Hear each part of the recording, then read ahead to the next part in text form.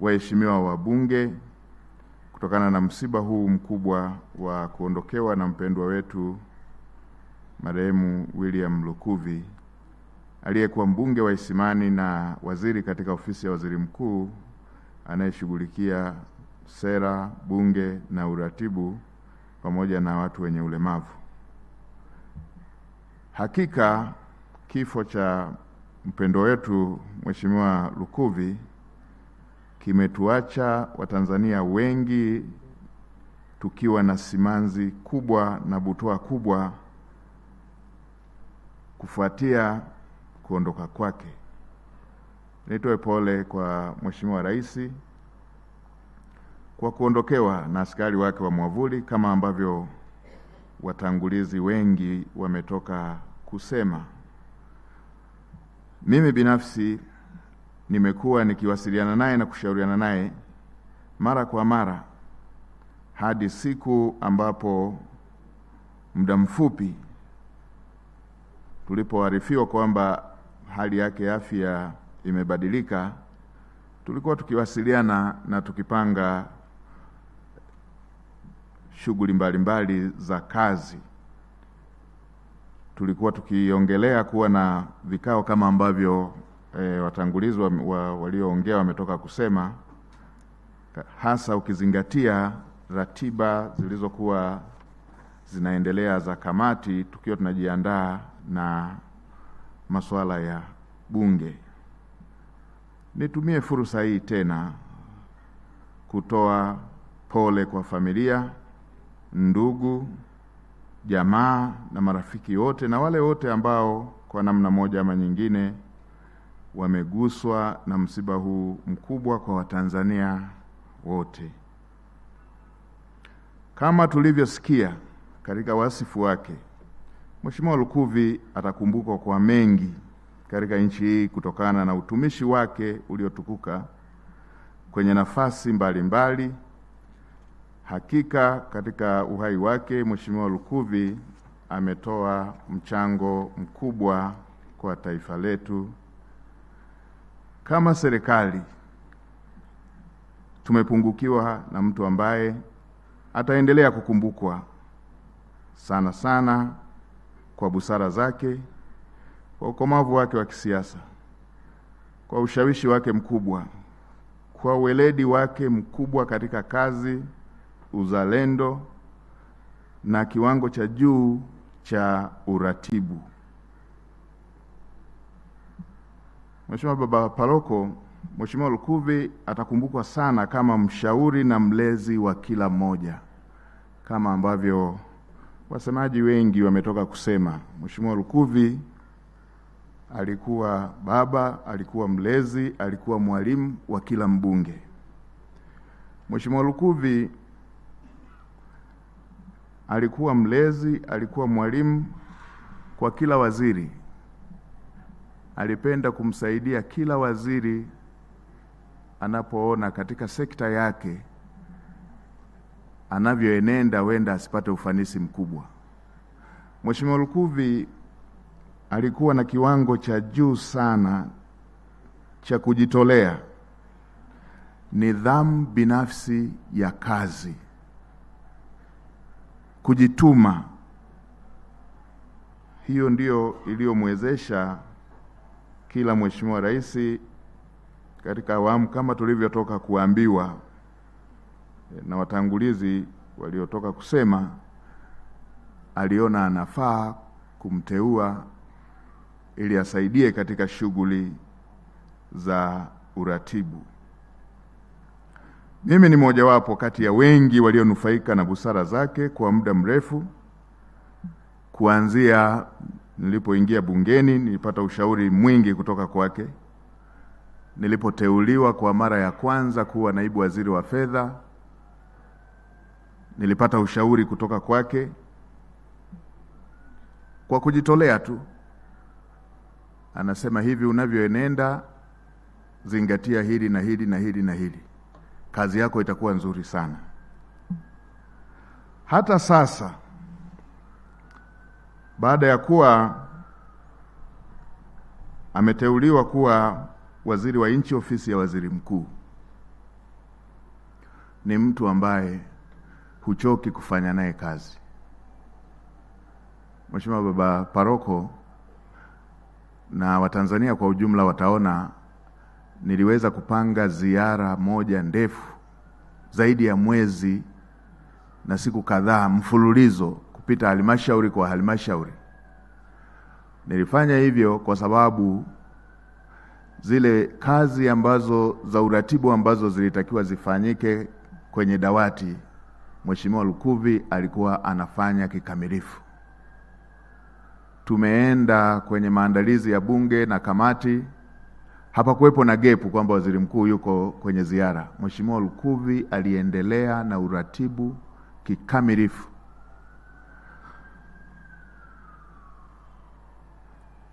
Na sio hiyo tu, kama ambavyo Mheshimiwa Jaji Mkuu ametoka kutuambia, Mheshimiwa Lukuvi alikuwa anaweza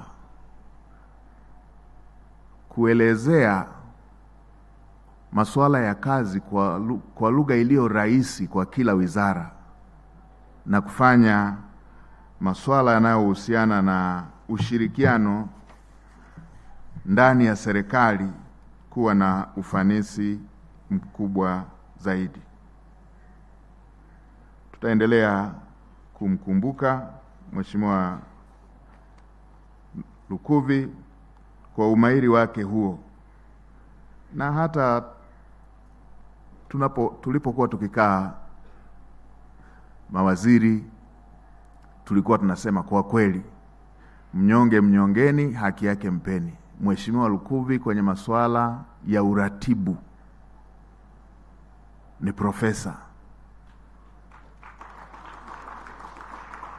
Hivyo hivyo na kwa waheshimiwa wabunge, anafanya mahusiano kati ya serikali na bunge yawe imara kila wakati.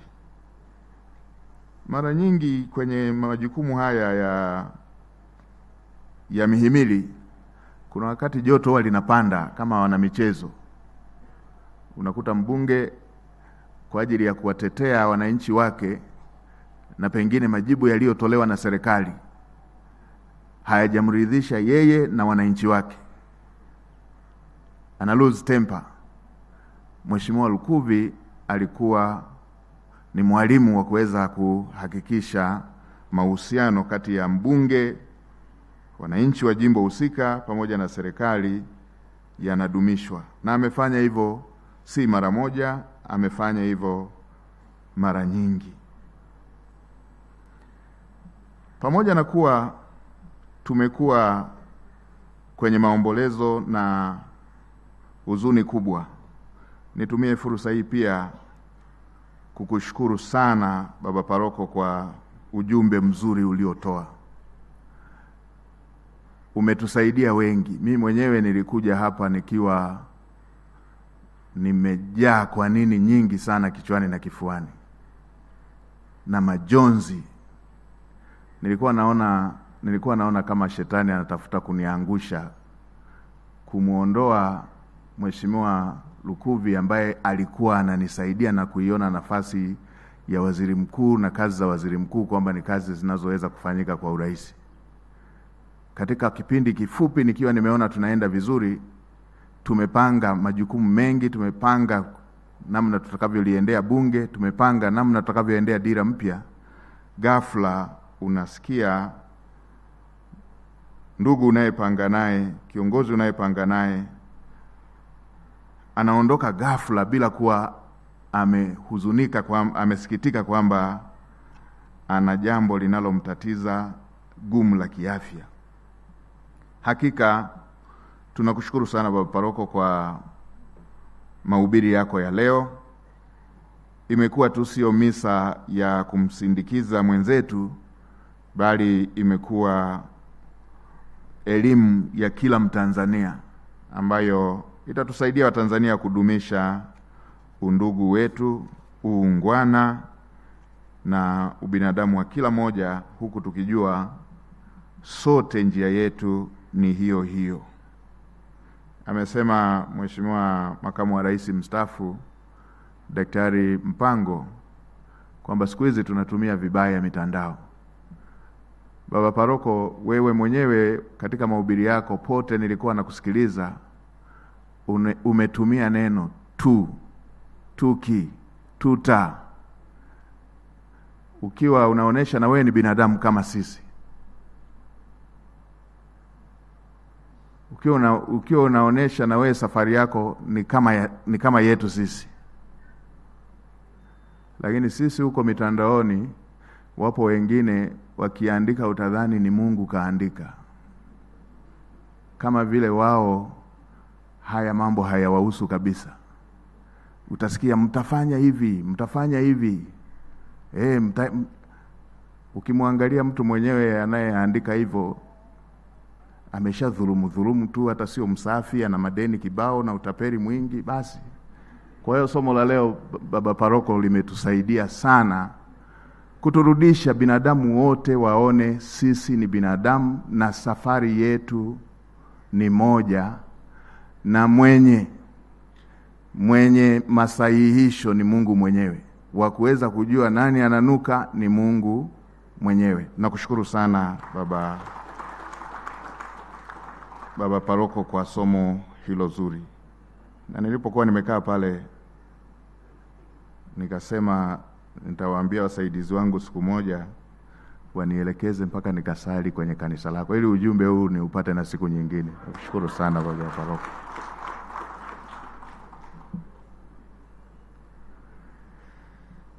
Kwa katika kumalizia,